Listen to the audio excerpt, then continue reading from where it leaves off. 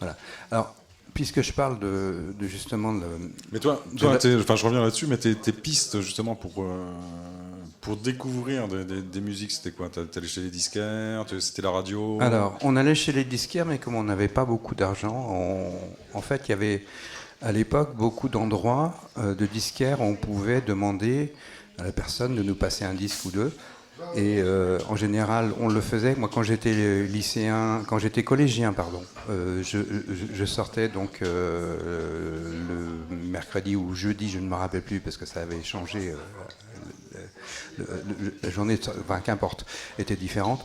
Et on passait systématiquement dans la seule librairie disquaire et le type nous recevait, nous voyait rentrer et puis déjà il faisait un petit peu la gueule parce qu'il savait très bien qu'on allait demander un disque et puis qu'on n'allait pas acheter. Et c'était un petit peu systématique et cette époque était bien puisqu'on pouvait justement rentrer dans les magasins, il y avait des cabines qui étaient prévues.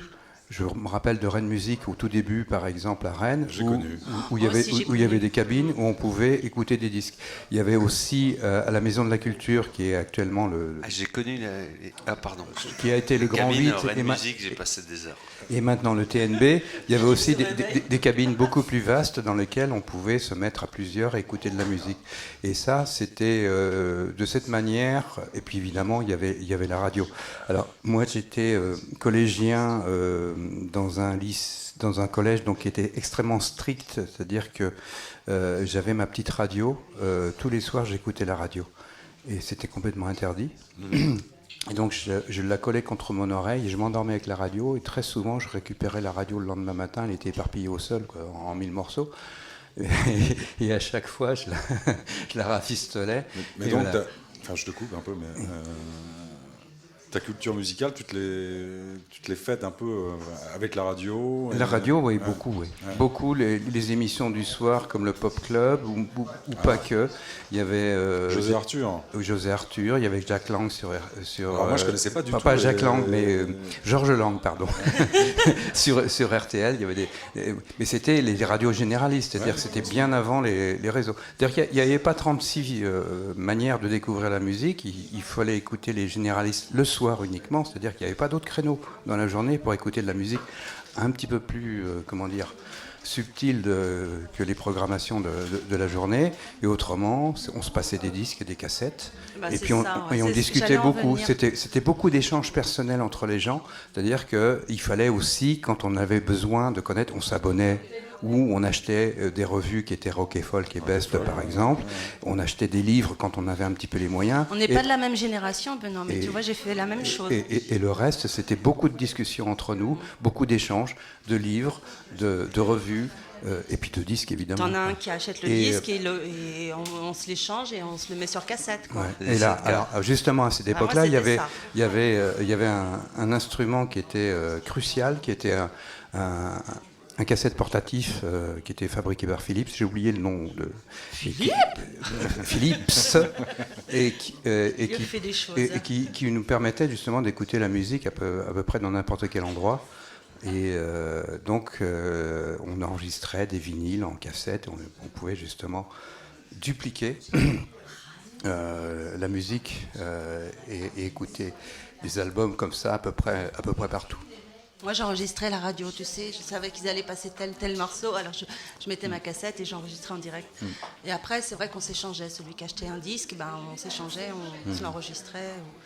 Mais en fait, ce qui est très différent d'aujourd'hui, c'est que ça demandait un effort supplémentaire. C'est-à-dire qu'Internet, c'est...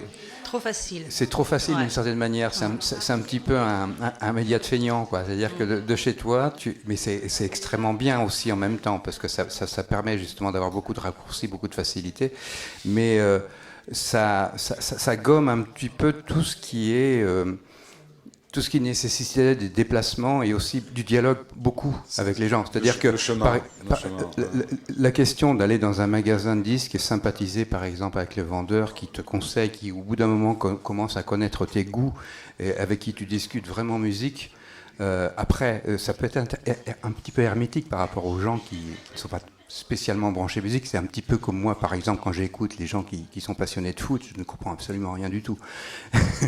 Ouf. Ceci dit, voilà, ce qui est important, en fait, dans cette question-là, quel que soit le média, c'est que quand on a une passion, ça se partage, et ça se partage spontanément, comme on est en train de le faire, par exemple, autour de cette table, autour des micros. Et c'est ce qui est l'essentiel des choses, quoi. Ça ne doit pas être une passion c'est la ligne vécue en solitaire. éditoriale du projet, c'est la musique est un plaisir qui se partage. Ce qui est important, c'est que de toute façon, la question de découvrir quelque chose, moi je sais que...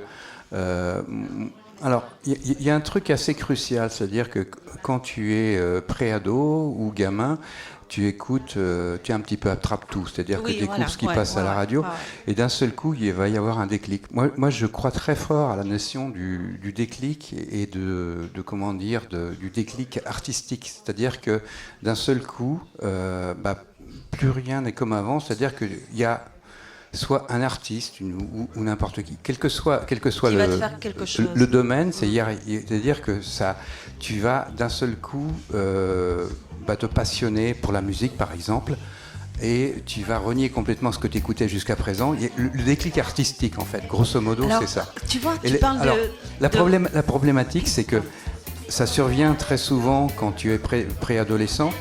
Mais tu te rends compte qu'en fait que tu es un petit peu privilégié parce que autour de toi, tu es adulte et tu te rends compte qu'il y a des gens qui n'ont pas vécu ça et qui sont d'éternels gamins ou préados et qui écoutent des musiques un petit peu sommaires, quoi, voilà. Et voilà, qui vont pas plus loin, et qui n'ont pas découvert en fait la musicalité en fait de la musique et puis tout ce qui tout ce qu'il y a de plus en fait intrinsèque, mais après je pense que ça c'est quelque chose captivant dans la musique. Oui, parce que en fait Tu le sens sans mal.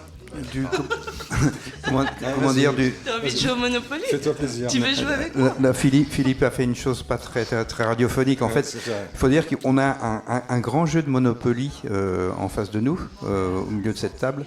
Pas mal d'objets divers et voilà. Et donc, des faux billets. Lui, il a mis sur la banque. Voilà. Alors Philippe, tu vas peut-être mettre sur la banque et tu vas peut-être mettre aussi sur la banque de son. Tapis, Bernard. Parce qu'on va peut-être passer à toi. Tapis, maintenant. Bernard, Bon, t'es trop mignon. oui, t'as vu l'enchaînement qu'il fait?